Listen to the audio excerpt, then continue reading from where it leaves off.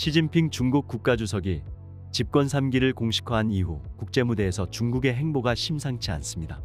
자국과 거리가 있는 국제 분쟁에 개입하길 꺼려했던 과거와는 달리 중재자 역할을 자처하며 영향력을 확대해 나가고 있습니다. 7년간 단교하며 중동에서 반목해온 사우디아라비아와 이란의 국교 정상화를 이끌어내는 한편, 최근엔 볼로디미르 젤렌스키 우크라이나 대통령이 전쟁 중재 논의를 위해 시 주석을 자국에 초청하겠다고 밝혔습니다.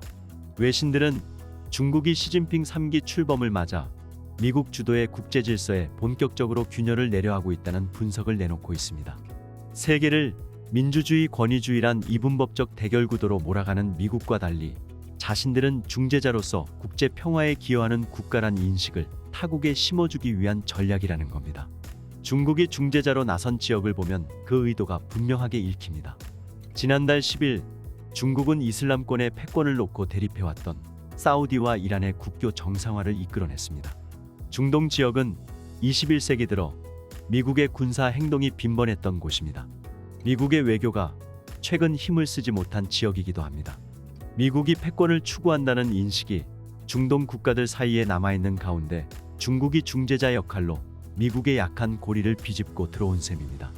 사우디와 이란의 국교 정상화 방침이 발표된 날, 중국의 왕이 중앙정치국 위원은 중동은 현지인의 것이며 이 지역의 운명은 국민에게 맡겨져야 한다고 말했습니다.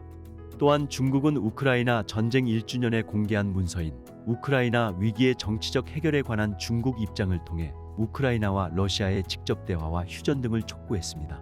이어 지난달 21일 시진핑 주석은 블라디미르 푸틴 러시아 대통령과 정상회담을 가진 뒤 공동 기자회견에서 자국의 평화 중재안을 비중 있게 거론하기도 했습니다. 미국은 전전긍긍하는 분위기입니다.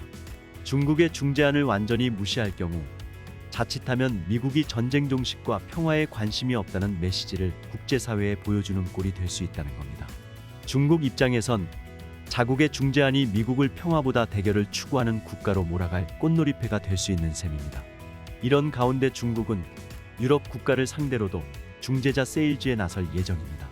다만 중재자로서의 역할이 타국에 얼마나 긍정적으로 비칠지는 미지수입니다. 코로나19 확산이 본격화된 2020년 이후 중국에 대한 국제사회의 시선이 급격하게 비우호적으로 바뀌었기 때문입니다. 중국이 대만에 적대적인 태도를 취하고 있는 점도 이웃 국가들의 불안을 부추기고 있습니다.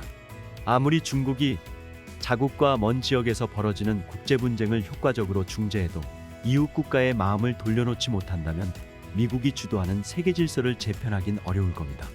과연 중국이 국제사회의 의구심을 불식시키며 중재자로서의 존재감을 보여줄 수 있을지 전 세계 외교가가 베이징의 움직임을 주목하고 있습니다.